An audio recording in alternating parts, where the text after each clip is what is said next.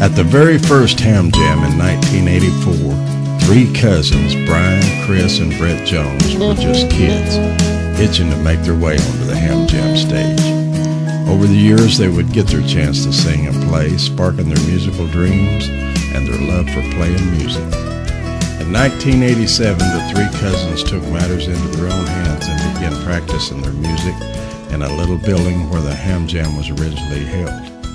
They called this little building the Sugar Shack.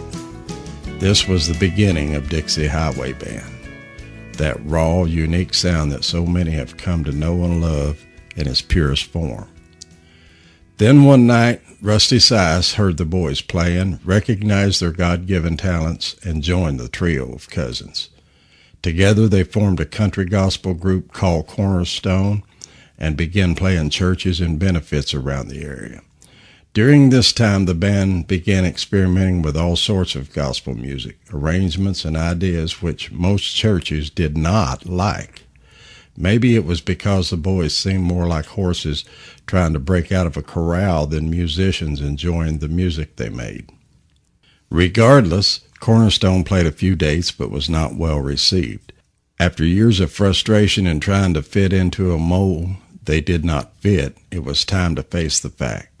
Maybe, just maybe, their music was not meant for gospel, so they turned their attention to country rock. Early in their new careers, gospel artist and friend Jeff Tree suggested the name Dixie Highway Band, and the name stuck. When their music took a distinctive rock and country sound, the band knew they had found their niche, and the new sound suited them just fine. For a while, they played local bars and honky-tonks, and the band grew tighter, more polished. As their musical chops got more polished and their confidence grew, so did the band. Brock Jones, a steel guitar player and Brett's brother, joined the band. Shortly thereafter, lead guitar player Rusty Sias left the band. During this time, cousin Derek Jones, an accomplished piano player, joined the band and brought with him a friend, Justin Reynolds.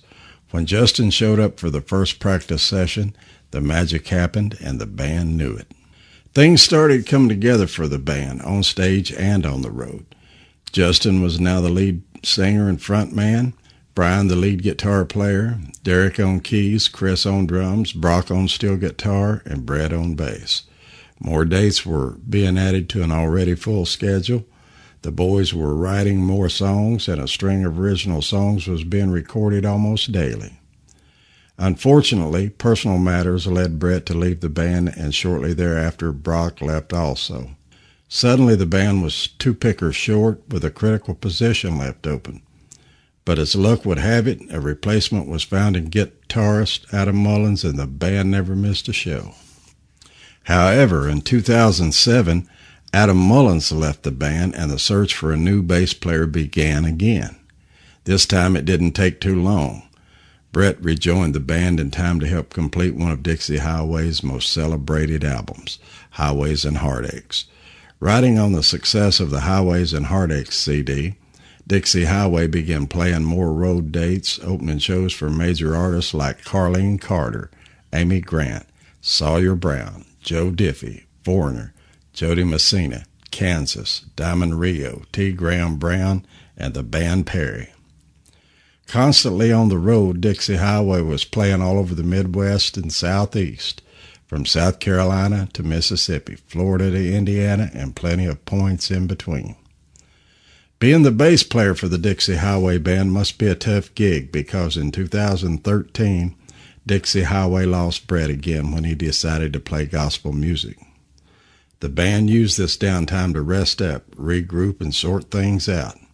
They had chased their dreams for 12 years, and now here they were at a standstill. But the boys needed a break. After years of being on the road, the constant changes in personnel, and the aggravation of just keeping a band going, they could use some downtime. But it's hard to keep a band like Dixie Highway sitting idle, to not be playing, and so they found Danny Stennett, a talented bass player who could fill the open slot, and now here they are,